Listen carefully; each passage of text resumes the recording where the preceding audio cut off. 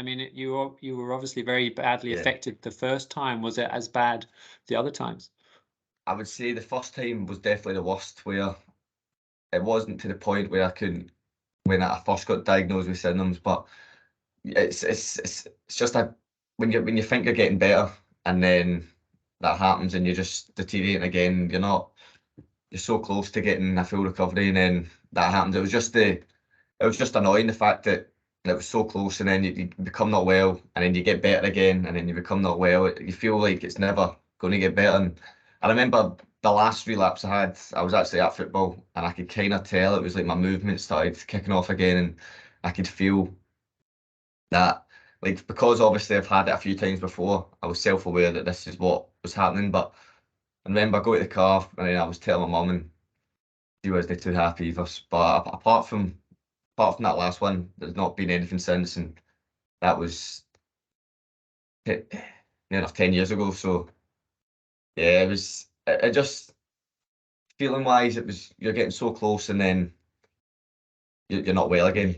I think there was a correlation between the weaning him off the Epilum. So he would be on a full dose when he was first going through it, and then we would slowly but surely try and work it down. And then the first relapse, it was as if you got to hardly anything, and it kicked back in, and you had to work way back up.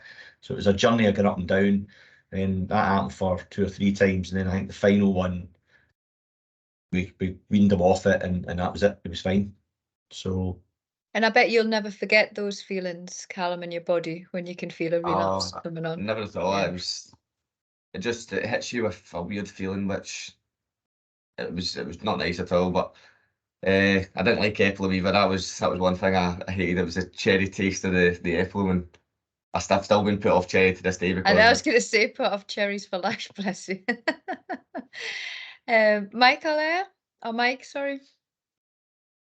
Hi, Callum. It's really good to hear your story. Good to see you. I just wondered if you could be honest, which it might be difficult, but I won't take it personally. How did you feel about having to see a psychiatrist as well as all these other people? Good point.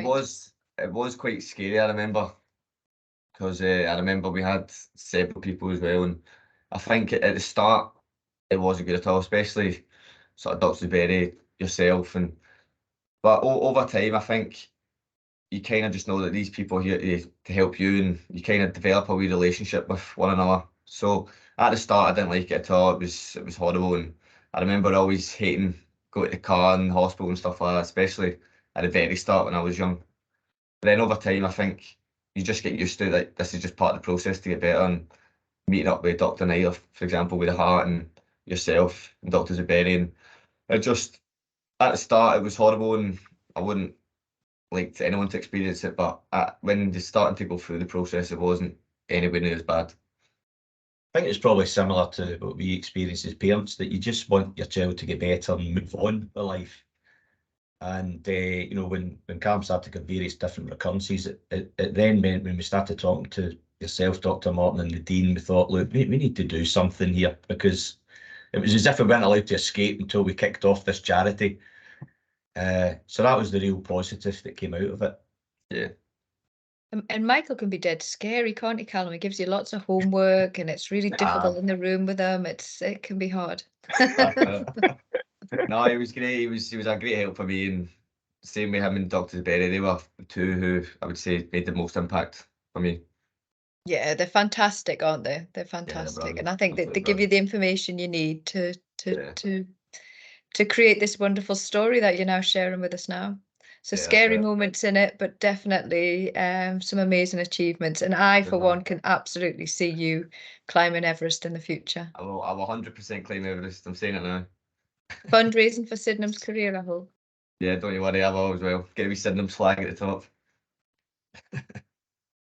Oh, that's lovely. Any other questions? Well done, guys, and that was fabulous. Thank you so much. Lovely. We're going to move on now to Tamsin and Awana. You guys are managing your own presentation, yes? We'll do our best. Thank you. Yeah, So that that's might lovely. be ambitious, but we should be able to do it. Yeah, no, fantastic. And they're going to tell us now about the UK experience of Sydenham's career. Okay.